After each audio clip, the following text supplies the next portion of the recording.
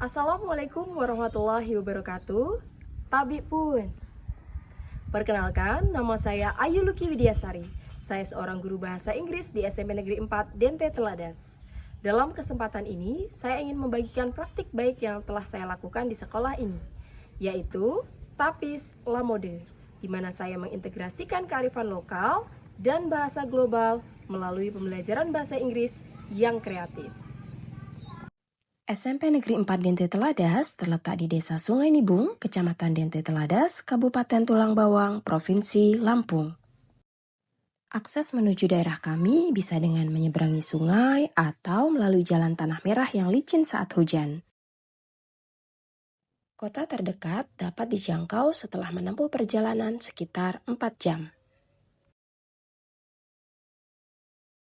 Saya sendiri membutuhkan waktu sekitar 30 menit untuk sampai ke sekolah, melintasi perkebunan karet, sawit, dan singkong. Medan yang sulit dan tidak bersahabat kerap menyebabkan saya terjatuh dalam perjalanan, baik saat berangkat maupun saat pulang. Selain kendala geografis, sebagian besar ruang kelas belum memiliki akses listrik dan sinyal internet sangat lemah. Terkadang, saya harus memindahkan kegiatan belajar ke perpustakaan, karena ruang ini memiliki listrik dan jaringan yang memadai. Situasi ini semakin kompleks dengan latar belakang ekonomi keluarga siswa yang sebagian besar berasal dari kalangan menengah ke bawah. Hal ini berdampak langsung pada rendahnya minat belajar siswa yang dipengaruhi oleh kurangnya pemahaman tentang pentingnya pendidikan jangka panjang. Terbatasnya lapangan pekerjaan di desa dan tingginya biaya untuk melanjutkan sekolah membuat pendidikan seringkali dianggap sebagai beban, bukan sebagai investasi masa depan. Akibatnya, banyak siswa memilih untuk membantu orang tua di ladang atau menikah muda demi meringankan beban keluarga. Dampak dari kondisi ini terlihat jelas dalam angka keberlanjutan pendidikan siswa. Tahun kemarin, 2 siswa berhenti di kelas 9, sementara 3 dari 28 lulusan tidak melanjutkan ke sekolah menengah atas atau sederajat. Fenomena ini menjadi sebuah tantangan besar bagi saya sebagai guru.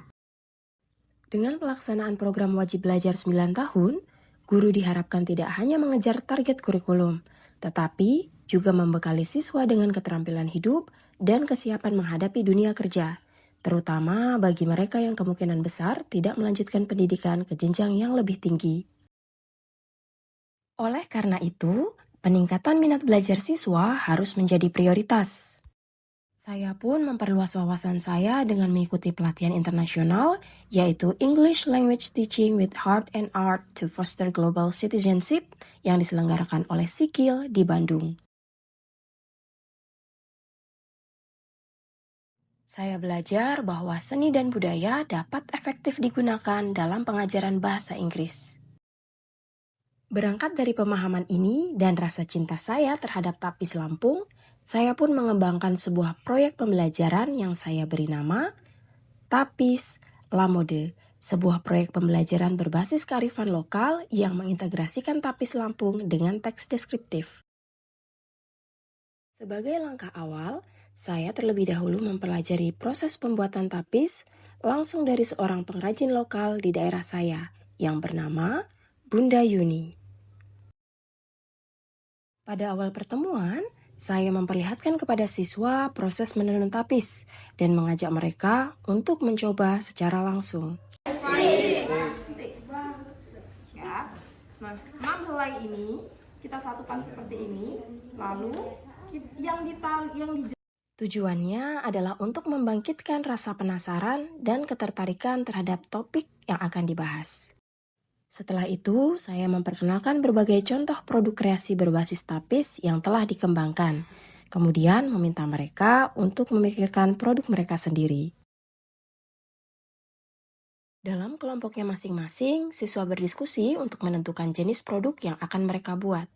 Setelah ide produk disepakati, siswa mulai membuat produk menggunakan alat dan bahan sederhana yang tersedia.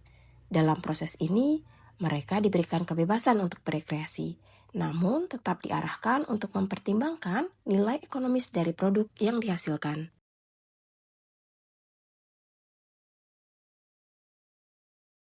Setelahnya, Siswa mulai menyusun teks deskriptif dalam bahasa Inggris yang mendeskripsikan produk tapis buatan mereka, seperti bahan yang digunakan, tampilan fisik produk, fungsi, harga, serta keunggulan atau nilai jual dari produk tersebut. Proses ini tidak hanya melatih kemampuan berbahasa Inggris secara tertulis, tetapi juga mendorong siswa berpikir logis, sistematis, dan kreatif dalam menyampaikan informasi. Kemudian, masing-masing kelompok mempresentasikan hasil karya mereka di depan kelas. Dalam pelaksanaannya, terdapat 4 kelompok yang menghasilkan beragam produk seperti tas, kaos, gantungan kunci, dan peneken. Kegiatan pun ditutup dengan sesi refleksi, di mana siswa diminta menyampaikan pengalaman dan pemahaman mereka setelah mengikuti proyek pembelajaran ini. Sebagai guru, saya merefleksikan bahwa ketika pembelajaran terasa dekat dengan kehidupan siswa, minat belajar mereka meningkat.